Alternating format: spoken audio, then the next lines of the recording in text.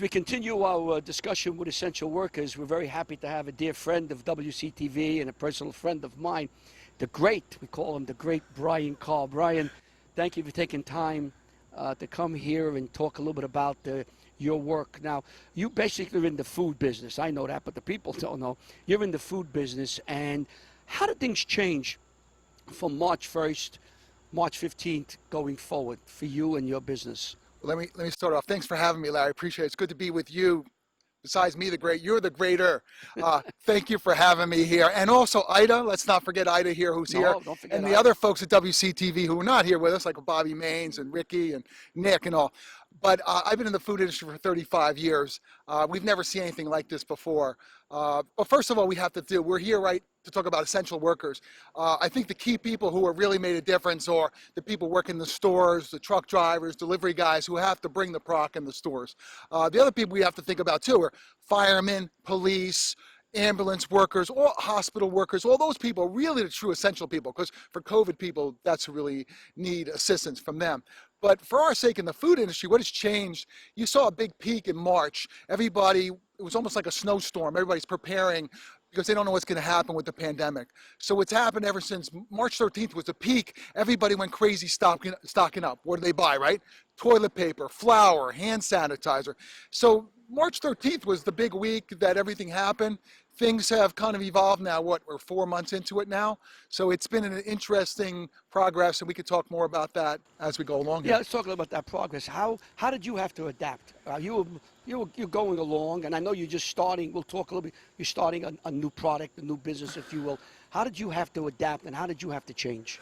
Well, the biggest thing now is you're not going to stores. Normally, most of my life in the business that I'm in is I go to stores. So we sell to headquarters, sell products into the headquarters, and then we usually go and visit stores to check and make sure the product's on the shelf. So what really happened is we stopped going to stores. Really, the only time we went to stores was to go shopping when you needed things for home. In the last few months, it's opened up a little bit. I've spent more time in the stores, but that's where our business is ultimately. But really what's changed is the consumer has changed in their shopping habits. People now, you're seeing more people going online to shop. Places like Amazon or supermarkets are now doing deliveries because people don't want to go in the stores as much. So things have changed, and what they're buying has changed too. You're seeing more essentials. Now also people not going to restaurants to eat. So what they're doing, they're now eating, I think, more at home. They're preparing more of their own food. So things like one of the items we sell some frozen pie shells at Run-A-Ton. We sell pie shells and pizza dough. We've seen a major run on pizza dough. So people are now at home making pizza. Here in the New York metro area, it's a big pizza area, right? Oh, yeah, Larry, we made the pizza. Yeah, so there's a lot of pizza being eaten in this area. So now what people are doing, I think it becomes an activity for the family that kids are now home, moms and dads are home, so people are now home baking and they're making pizza. We're seeing our pizza sales almost 100% increase in sales during the virus time. So now with the way your product and you sell, what do you sell? So yeah, that's a good question. I thought about talking about that earlier to introduce. So what I work for is a company out of Chester, New Jersey called Run-A-Ton Group. The Run-A-Ton Group has multiple brands. They have Wholly Wholesome. It's an organic pie shells and also pies. We also sell a gluten-free line made locally here in Fairfield, New Jersey. It's called Wholly Gluten Free at a dedicated plant. We make wholly gluten-free brownies, pizza dough, pizza crust, pie shells. We also make Metaball, another brand. It's a allergen-free, gluten-free product. We also sell another brand called Blissfully Better Chocolate. That's the owner's sister named Bonnie. She has Blissfully Better Chocolate. It's a really super premium chocolate line. We also make unique Belgique waffles. It's a waffle that ships frozen, and people slack it out in the stores and sell it shelf stable. They have 45 days to sell. It's a really good Belgian waffle made in Belgium. That's just a few of the items. We have a couple You would think Belgian waffle wasn't made in Sheboygan. Right. And then the other line you mentioned before about me introducing a new line is a company called Tropic Max. It's plantain chips. They're made in Ecuador. And I'm partnering with, it's back to sports because everything's related to sports. I'm partnering with a local individual who went to Don Bosco and played basketball. His name is Dan Falcon. I have to give Dan a good plug here. Dan went to Don Bosco and he involved in the snack distribution business and has got involved with Tropic Max. And Dan and I have worked together for the last 4 months developing and launching a plantain chip line. So it's been exciting to launch this. You've tried them. I think you liked them. And They're good. They're Can good. I say that? Yeah, I can say that. Yeah, I've sold, the reason I'm involved with that, I used to work for a number of snack companies, salty snacks like Good Health, Snickety, and then Utz. And so it's led me into continue to sell some snacks, and now I'm selling the plantain chips. So going forward, do you see in the next year or so where you're going to have to change your way of getting the product out, getting the PR out, not going to the stores? We're in back of one store now that you know very well. How would you get your product not in the store, but to the people through, let's say, Amazon or other organizations? Well, there's a lot of changes right now going on. Normally, in a normal manner, we would launch new products or selling existing items. You go see the buyer. I call you up, you're the buyer. I call you up, make an appointment. Hey, Larry, I have some new items to show you. I think they fit in well, and you have to give them a reason why. Why should they bring in your product? They have so many other products out there, you have to have a reason. So normally you would go make an appointment and see them, but today you're not doing that. A lot of customers are not seeing you. There's a lot of virtual. We're doing what they call Zoom meetings, or we have there's many different meetings online you could do. They do it Microsoft Teams. There's a number of different meetings. So you do it online. A lot of phone calls. So for basically, you would call me and say, I'm the owner of whatever, one of the big ShopRites or whatever corporations. You would call me, and then your product would be put in on the shelves. Who would deliver the product? All right, so here's how it works. So we work with distributors, and we also sell direct to retailers, right? Like a ShopRite. You mentioned ShopRite. So we then present to them. So in this case, you can't present directly. A lot of it's virtual or over the phone, and then you email, a lot of electronic presentations. They say yes, they like it. You negotiate your prices, promotions. One of the things you mentioned there about things that are different now. You used to do a lot of demos. You've been into stores, they do a lot of demos, handing out free samples. That has changed a lot. They've basically shut that down. We're starting to see some movement to open that up, but still very confined and limited. I think one of the things you've seen in the past, open samples where they just handed it out, and tons of samples. I think today you're going to find more samples that are individually wrapped, and people are going to take them with them, and they don't want to sit in the store and eat them. They want them. They know it's safe. If it's made at a plant wrapped, they trust that more. So we've had a change, and I think that's a new way to go to market. We're going to do that now with some stores. There's some openings in the area opening up. We're going to give them small individual samples. We call that passive demos, where you're not actually opening it up and cutting up a brownie or cutting up and scooping ice cream, and here's a sample, because they don't want that. They're more concerned about sanitation and risks that it may be contaminated. So. Yeah, I remember walking around stores where, why don't you try this, whether it was a cheese or a piece of sausage or a cookie. You saw that. I guess that's going to be a thing of the past going forward as time goes on.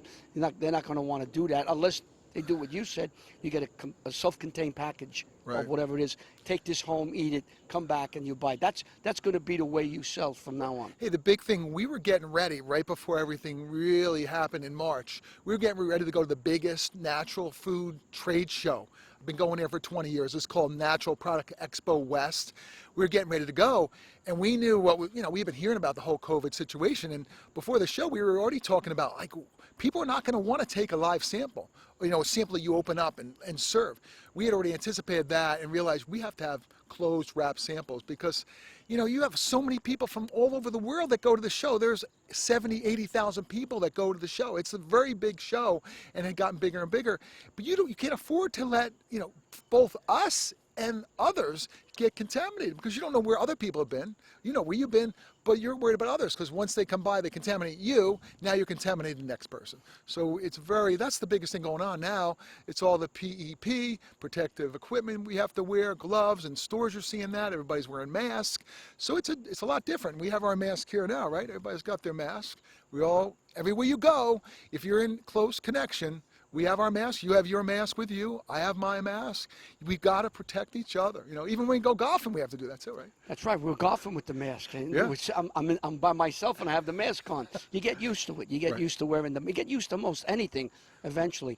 We can't let you go. Brian is also one of the top photographers for high school sports and has connections and sites all over New Jersey. You do a lot of work for Corey Doviak and North Jersey Sports. That's Back- correct. yeah, And a little bit with and a WCTV. lot with WCTV. Remember You're last all year official. we did the highlight show last year on Saturdays. You did you called a couple of basketball games with did me. basketball You jamboree. did the highlights when Francola was traveling all over the world. Bobby Francola, Maines and I, we had to and fill Bobby in for you Maines, guys. Covered, yes. I want to thank you personally for covering the semifinal and final of last year's jamboree, which seems so long ago. Let's talk just a little bit about high school sports. I can't let you go. We talk about it all the time when we talk together privately. What's your feeling as of now, early August, about school and then high school sports?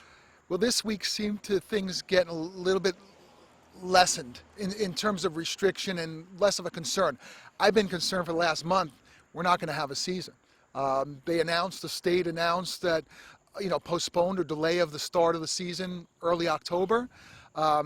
But now, all of a sudden, now you're hearing more about school opening. My concern was schools had to open in order for the sports to play. So what they're talking about, they're going to have like a hybrid school season or school sessions where kids are in part-time and home. So it looks right now, unless we have some major issue, it looks like right now things are heading in the right direction. We will have a fall season, and we get excited for that because we love football. Yeah, It's the great time of year. The question begs itself, will we be able to get in and see it, let alone cover it? I think they want us there. They got to have us there.